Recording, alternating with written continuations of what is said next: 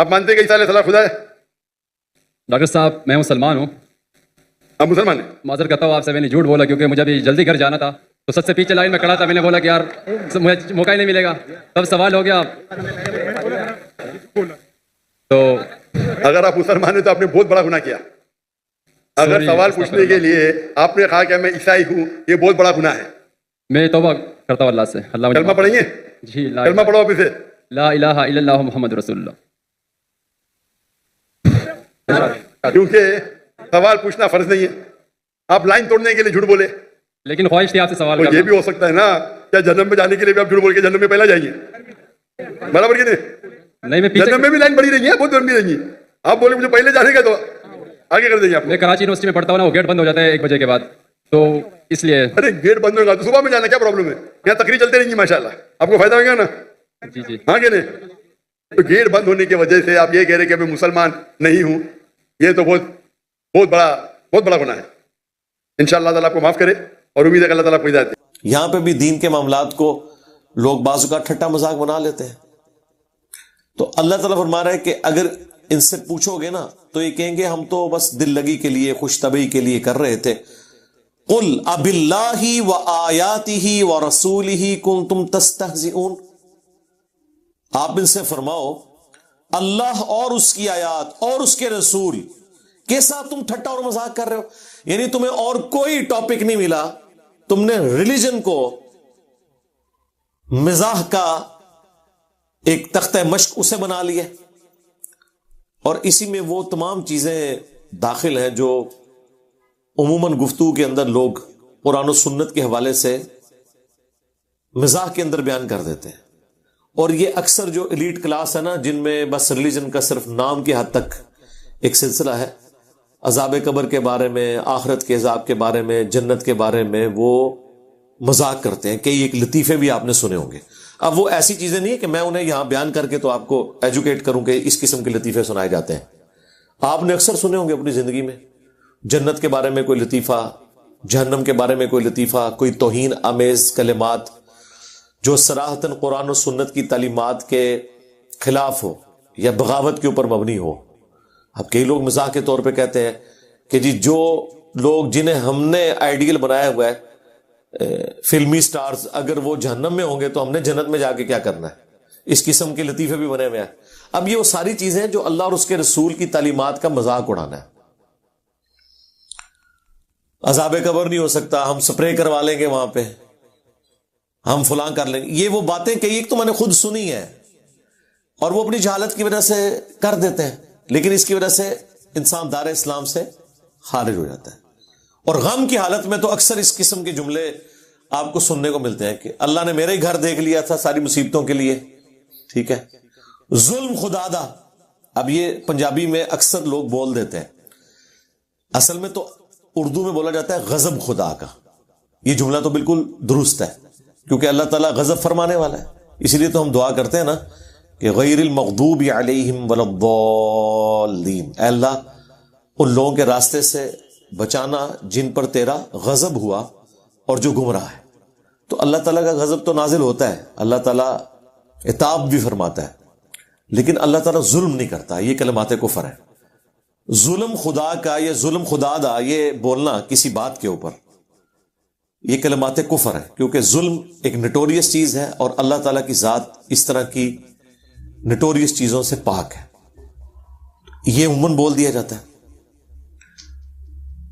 اور اسی طریقے سے بعض اوقات یعنی اسلام کی جو شاعر ہیں ان کے لیے کوئی مزاحیہ الفاظ کوئی ڈیوائز کیے جاتے ہیں جس کی وجہ سے آپ داڑھی کا مذاق اڑا دیں، نماز کا مذاق اڑا دیں، کعبہ شریف کا مذاق اڑا دیں، اس قسم کی چیزیں، روزوں کا مذاق اڑا دیں. یعنی بعض لوگ رمضان کے روزوں کے لیے کہتے ہیں بھوک ہڑتال. اب یہ تو روزے کی توہین ہے، یہ کلمات کفر ہے. اس لیے بولتے ہوئے سوچنا چاہیے کہ ہم کیا کر رہے ہیں.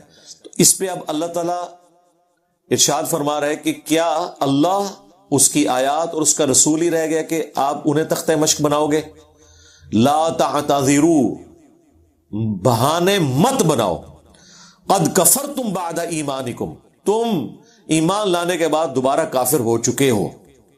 یعنی کوئی ہلکا معاملہ نہیں ہے کہ اللہ اور اس کے رسول پہ ایمان لے آئے اور قرآن و سنت کو فالو کرنا شروع کر دیا اور اس کے بعد جب چاہا آپ نے قرآن و سنت کا مذاق بھی اڑا دیا. اور اکثر جو پڑھا لکھا طبقہ ہے نا, انہیں تو ریلیجن کوئی یعنی ایک ڈوگما لے کے ڈیلوژن کے طور پہ وہ چل رہے ہوتے ہیں, اس لیے انہیں کوئی فرق نہیں پڑتا. کبھی زکوٰۃ کے بارے میں بول دیا جگہ ٹیکس ہے, اللہ نے لگا دیا ہمارے پہ, ٹھیک ہے, ٹیکس تو ہے اور ایک شرعی پینلٹی بھی ہے مال جوڑنے کے اگینسٹ, لیکن یہ ظلم پہ مبنی نہیں ہے. جگہ ٹیکس جو مشہور ہے وہ تو ہے کہ ظلم پہ مبنی, یہ اللہ کا رول ہے.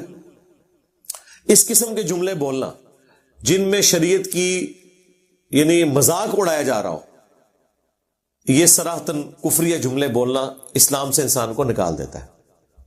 البتہ اگر کوئی انجانے میں کوئی بات کر دے اور اس کی اس طرف توجہ نہ ہو اور اس کی توجہ دلائی جائے, وہ معاملہ ایک الگ ہے. لیکن ایک پوری انٹینشن کے ساتھ اس طرح کی گفتگو کرنا, بلکہ اردو زبان میں تو کئی ایک محاورے بولے جاتے ہیں, میری آنتیں قل واللہ پڑھ رہی ہیں, مطلب یہ اب وہ یعنی کوئی بھوکا ہے نا تو وہ اس کو اس طریقے سے پریزنٹ کرتا ہے, پہلے پیٹ پوجا پھر کام دوجا. پیٹ پوجا, اب پیٹ میں کوئی چیز ڈالنا یہ اس کی کوئی پوجا تو نہیں ہے, ورشپ تو نہیں ہے, اور اس کو یہ بولنا یہ پوجا ہے, تو یہ کلمات کفر ہے.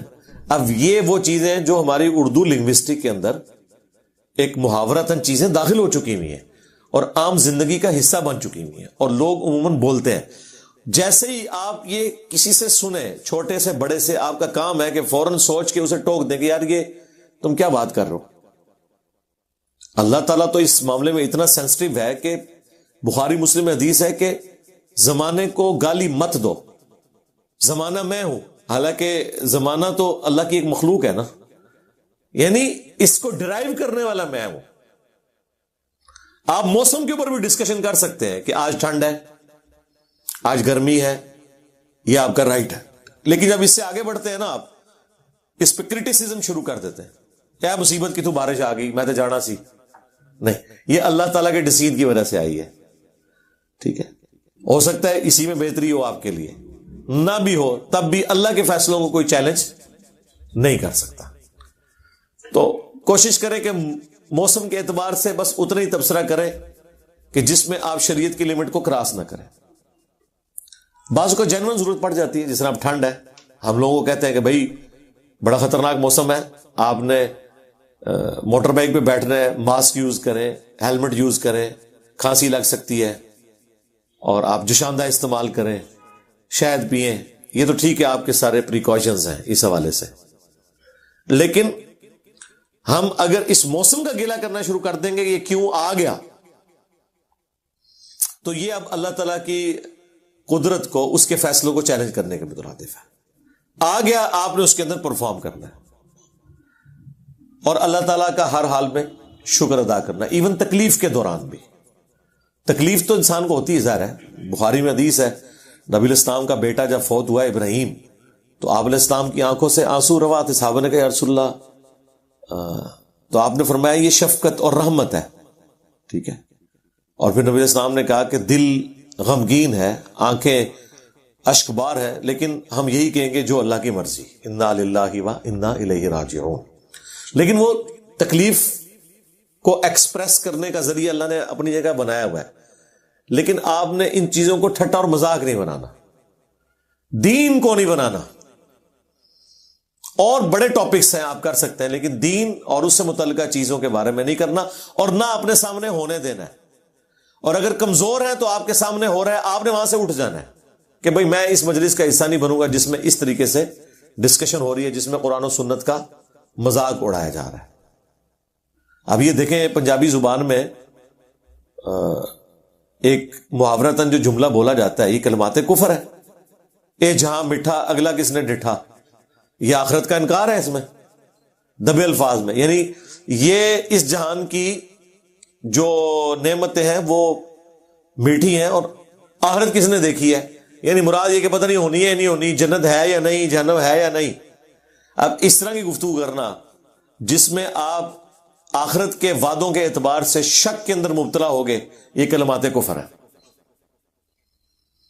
اسی طریقے سے کئی ایک گانے ایسے عشق مجازی کے اندر بنائے جاتے ہیں جس میں آپ جو پروٹوکول خدا کا تھا، گاڈ کا تھا، الہ کا تھا، وہ آپ اپنے محبوب کو دینا شروع کر دیتے ہیں۔ میں تیرے سامنے ہوتا تو سجدہ کر دیتا تجھے، اس قسم کے۔ مجھے تو چونکہ گانے آتے نہیں، آپ میں سے کئی لوگوں کو شاید کچھ شعر یاد بھی ہوں، وہ آپ کبھی غور کریں گے نا تو وہ آپ کو خود اندازہ ہوگا کہ یار یہ تو بڑا عجیب سا جملہ، یہ تو بیچ میں اللہ تعالیٰ کی ذات کو آپ نے تختہ مشق بنا دی ہے اس حوالے سے گفتگو کرتے ہوئے۔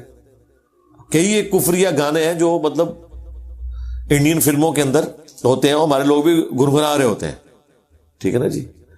اور یعنی وہ محبوب کی عبادت کا ذکر اس میں کر رہے ہوتے ہیں، اس کو سجدہ کرنے کا ذکر کر رہے ہوتے ہیں، ٹھیک ہے جی۔ اور نماز عشق کی بات کر رہے ہوتے ہیں، اور نماز عشق بھی اللہ دی نہیں پڑھ رہے ہوتے ہیں، اپنے محبوب کی پڑھ رہے ہوتے ہیں، اور کہتے ہیں نہیں جی یہ بھی ادھر ہی لے جاتا ہے، ادھر نہیں لے کے جاتا بھائی۔ کسی صحابی نے، کسی پیغمبر نے عشق مجازی نہیں کیا، جان ضرور چھڑائی ہے عشق مجازی سے حضرت یوسف علیہ السلام نے، ٹھیک ہے نا۔ آپ دیکھیں قرآن میں اللہ تعالیٰ نے یعنی اس چیز کا ذکر کیا ہے کہ جس میں ایک عورت نے مرد کو بہکانے کی کوشش کی، لیکن عموماً یہ ہوتا ہے کہ مرد عورتوں کو بہکاتے ہیں، اس طرح کا کوئی واقعہ قرآن میں نہیں آیا ہوا۔ قرآن میں ایک بڑا ایکسٹرا آرڈنری واقعہ آیا ہے حضرت یوسف علیہ السلام کے کیس میں، جس میں ایک عورت نے مرد کو بہکانے کی کوشش کی۔ یہ بھی بڑی حکمت آئی ہے۔ میں اگلے دن اس کے اوپر بھی سورہ یوسف پڑھتے ہوئے سوچ رہا تھا کہ حالانکہ دوسرے والے واقعات تو زیادہ ہوتے ہیں، یہ واقعہ اللہ نے اسپیشلی ذکر کیا ہے۔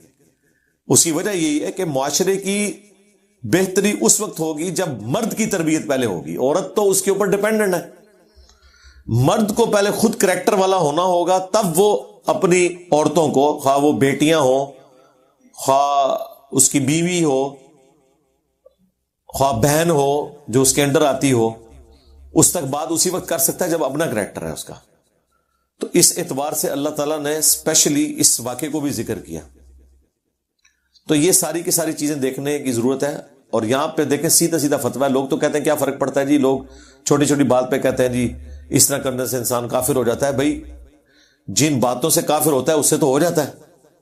آپ قرآن کا مذاق اڑا دیں، روزوں کا مذاق اڑا دیں، زکوٰۃ کا مذاق اڑا دیں، حج کا مذاق اڑا دیں، کعبہ شریف کا مذاق اڑا دیں، دین کے کسی فرض رکن کا مذاق اڑا دیں، فرشتوں کا مذاق اڑا دیں، ٹھیک ہے۔ تو اس سے تو اور یہ اڑاتے تھے، وہ کافر کہتے تھے نا کہ وہ جب قرآن میں نازل ہوا نا کہ دوزخ کے اوپر 19 فرشتے ہیں، تو وہ ایک عرب کا سردار تھا، اس نے کہا اتنے تو میں سنبھال لوں گا، باقی تسی دیکھ لینا۔ فرشتہ تو ایک بھی ہو بہت ہے، فرشتے کی تو ضرورت ہی نہیں ہے، یہ تو ایک سمجھانے کے لیے۔ اللہ تعالیٰ کا جب امر کسی کے اوپر جاری ہو جائے تو نہ اس کا ہاتھ اٹھ سکتا ہے، نہ وہ چل سکتا ہے، نہ وہ دیکھ سکتا ہے۔ یہ تو اللہ کی قدرت ہے کہ کسی کو طاقت دی ہوئی ہے اور برداشت کیا ہوا ہے اپنی نافرمانیوں کے باوجود۔ تو یہاں پہ واضح فتویٰ آیا کہ مت بہانے بناؤ، قد کفرتم بعد ایمانکم، بے شک تم کافر ہو چکے ہو ایمان لانے کے بعد۔